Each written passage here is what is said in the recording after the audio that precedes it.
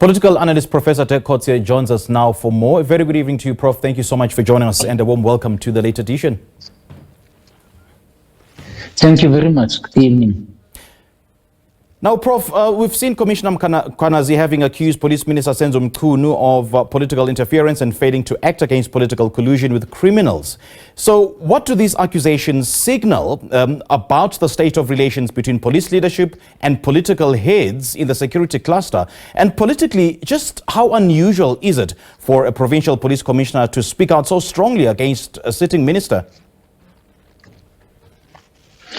Yes, I think the situation here is very unusual.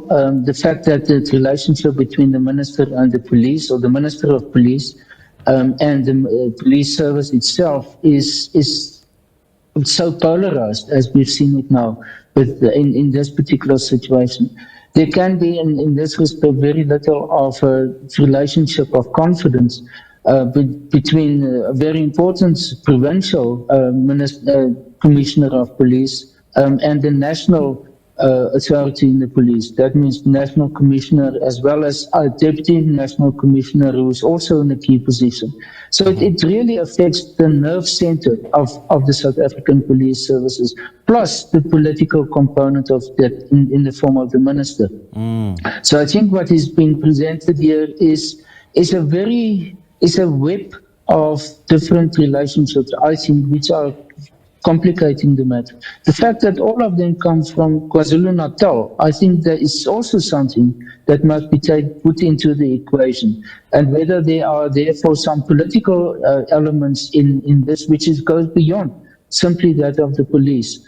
The fact that it deals with the issue of political murders, assassinations there, which we know for all the years, actually since the 1990s, have been prevalent in KwaZulu-Natal, and has been used by the different factions within the ANC, also between the ANC and other political parties like the IFP. Right. It has become part of the political nature of the province, and I suspect there's something about that also mixed into this current situation.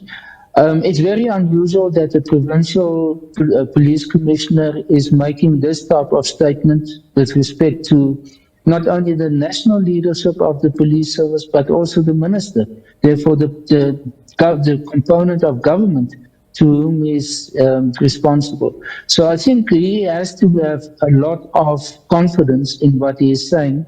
It's also a show of force. If we just look at him now, he's dressed in camouflage uniform, that of the special unit of the police, the elite that he was leading from 2005 onwards. And there's heavily armed persons around him. I mean, what does that mean? It is a demonstration of force to a large extent, that he is in control of the situation and that he won't allow for any form of threat or resistance to him. I think that's the sort of the symbolic message that we see here. So it is him laying down the gauntlet with respect to the current situation.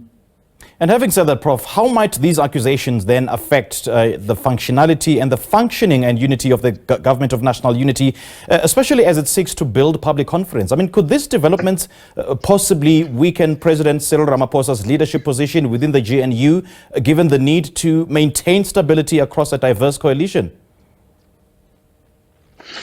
Well, it can complicate the situation. We all know about the DA's position on 3 ministers that they accuse of corruption and that they must be dismissed by President Ramaphosa.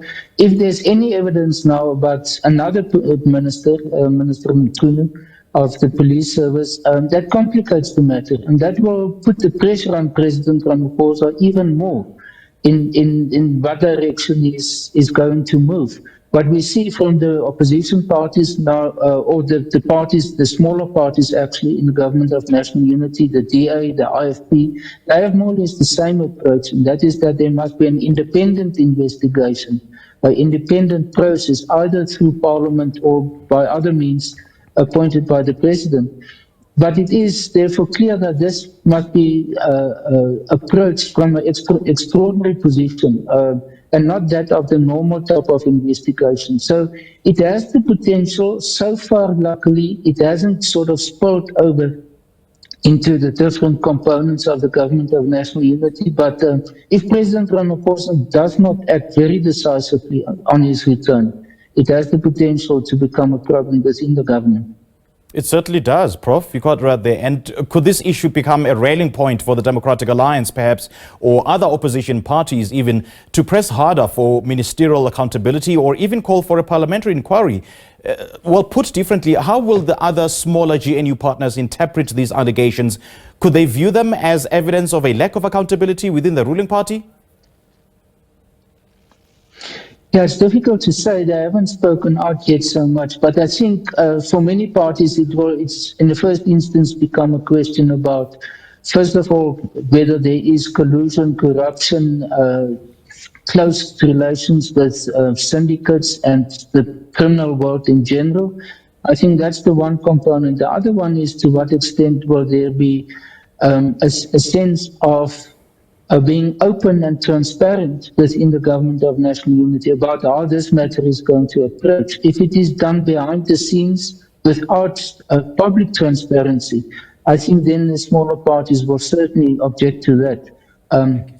I think President Ramaphosa is really in a very difficult situation of how he has to respond, because the Minister Mkhwanazi, has always been one of his loyalists, especially in KwaZulu-Natal, and therefore he will find it very difficult to act towards him in a very decisive way. All right, Prof, great chatting to you as always. Thank you so much for sharing your thoughts and your analysis with us. It's a pleasure. Thank you. All right, that was political analyst Professor Dirk Kotzé joining us to talk about the big talking point of the day, the accusations that have been made against Police Minister Senzo Mchunu and as well as the Deputy National Commissioner, Dirk Kotzé.